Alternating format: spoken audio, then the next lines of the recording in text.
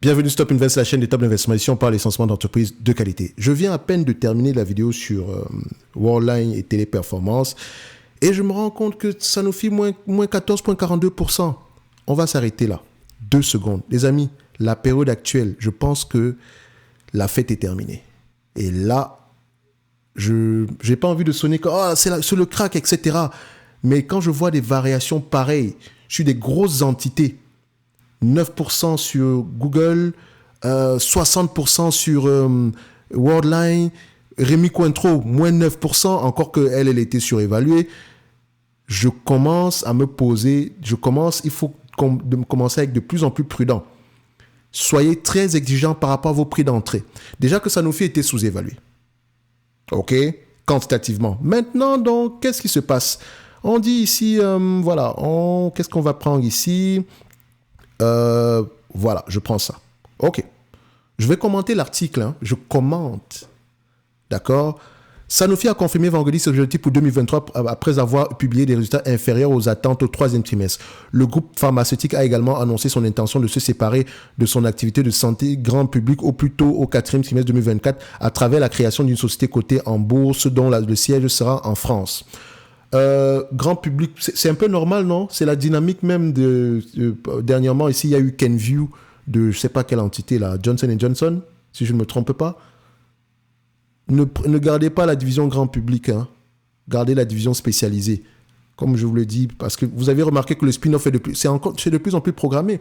Et pour ceux qui sont ceux qui ont pris si vous regardez à peu près les notes d'analyse sur le secteur pharmaceutique qu'on a fait il y a quelques temps ici, la note d'analyse sectorielle, on le mentionnait déjà. Je pense qu'on le mentionnait déjà, même pas que je pense. On le mentionnait déjà.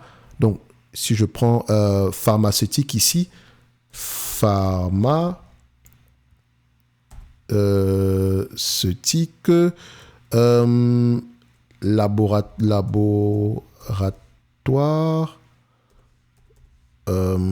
je cherche, c'est santé, je ne sais pas comment est-ce que j'ai appelé ça.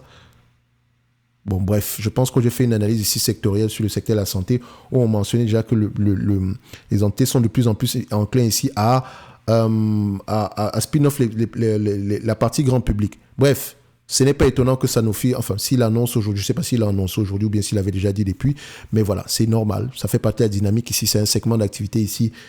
Il y aura également énormément de consolidation dessus. Bref, en tout cas sur Sanofi, si vous devez faire un choix, regardez la partie spécialisée. Je pense que si Sanofi spin-off, ils vont mettre de la dette ici, lever du capital, etc. Bref, on revient ici, c'est une décision intéressante. Moi, je pense. OK? Cette séparation permettra à Sanofi permettra à Sanofi de se concentrer sur les médicaments et les vaccins innovants. La séparation envisagée visera à créer 2 entités, chacune mieux équipée pour poursuivre sa propre stratégie commerciale, allouer ses ressources et son capital et se concentrer sur la croissance long terme de leurs marchés respectifs, a indiqué Sanofi dans un communiqué.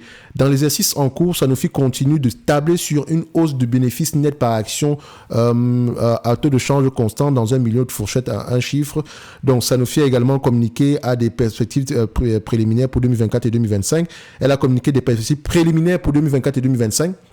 Pour 2024, Sanofi s'attend à ce que le BNPA des activités reste à peu près très stable par rapport au niveau 2023 si l'on exclut l'impact du changement attendu du taux d'imposition et qu'en conséquence, ils connaissent une baisse dans le bas de la fourchette à un chiffre par rapport à 2023 en tenant compte de l'augmentation du taux d'imposition attendu.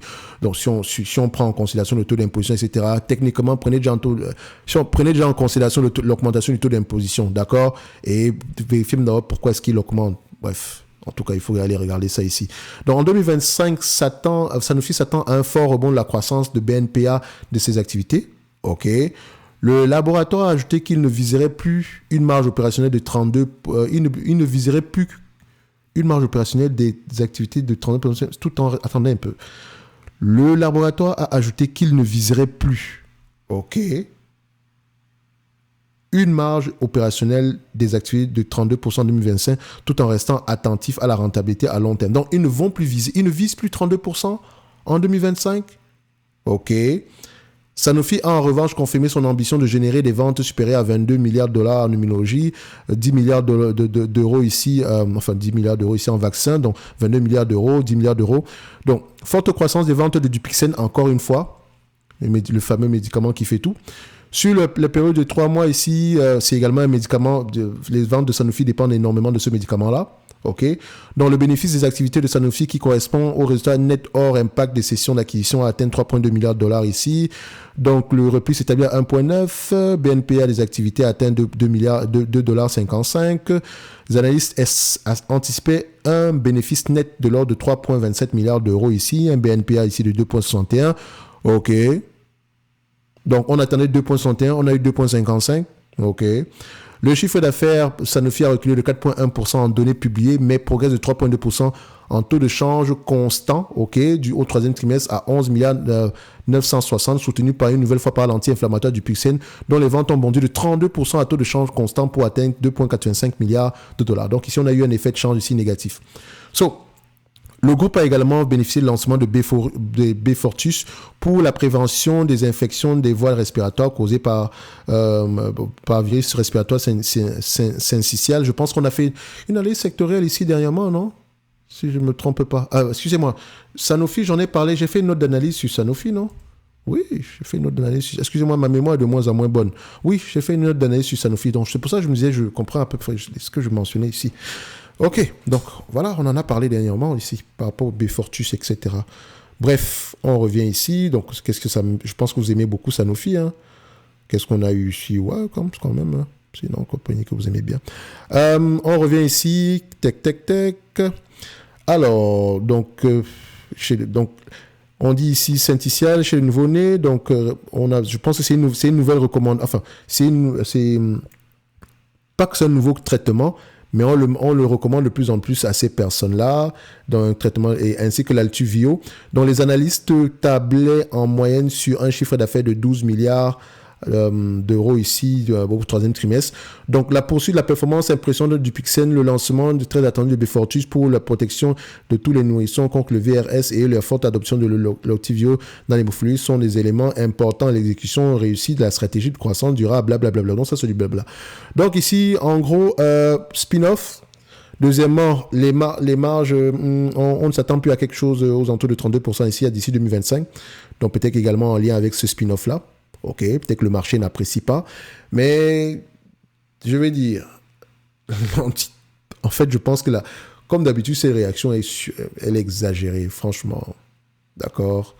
Elle est exagérée. Donc, je ne pense pas qu'on dit ici petit rebond CAC 40 plombé par Sanofi. Donc, je pense ici que cette réaction est exagérée. Et c'est pas plus mal que ça, hein? C'est les soldes. Donc, profitez-en. Vous connaissez également les risques sur Sanofi. Hein. Comme je l'ai dit, le secteur pharmaceutique, il y a également des questions spécifiques à poser. OK? Les questions spécifiques à poser. Donc, je vous ai mis ici en lien à la description ici de la vidéo. On a fait, pour ceux qui n'ont pas vu la vidéo ici concernant Worldline et Téléperformance, où on a posé à peu près les questions, on a posé à peu près les éléments à poser pour ce genre d'entité, dans ce genre de secteur d'activité-là. Donc, c'est pas le but de cette vidéo, c'est pas de poser de questions par rapport au segment pharmaceutique ici, mais déjà, vous savez que dépend énormément d'un médicament, ça peut être important. Donc, également ici, la dynamique ici, par rapport au spin-off, elle ne suit que la dynamique dans le secteur d'activité également, donc c'est tout à fait normal. Donc peut-être qu'on ferait une vidéo pour Rémi Cointreau et Soprasteria. Il est quelle heure à Montréal? Pour que vous voyez, 4h04. Je suis encore là. Un like, un abonnement, un commentaire, ça fait toujours plaisir. Je pense que pour Sanofi ici, voilà. On est assez correct, hein, je veux dire. Au point où on en était déjà, je ne sais pas si moins 15% pour moi, c'est pas il n'y a pas de panique de quoi que ce soit. Ça se voit juste que l'économie en général peut avoir tendance à se détériorer, mais même dans ce sens-là, il faudrait creuser encore dans le conference call qu'est-ce qui a été mentionné ici que le marché n'a pas aimé. Dans tous les cas de figure, Sanofi était déjà sous-évalué et il y a de grandes chances également que ce soit le cas encore ici aujourd'hui. En tout cas, ne me croyez pas sur parole, allez vous-même lire vos rapports financiers. OK?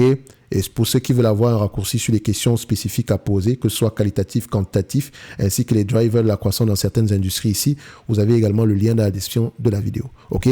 On se donne rendez-vous, les places sont limitées, bien sûr, et on se donne, et ainsi que le temps. N'oubliez pas.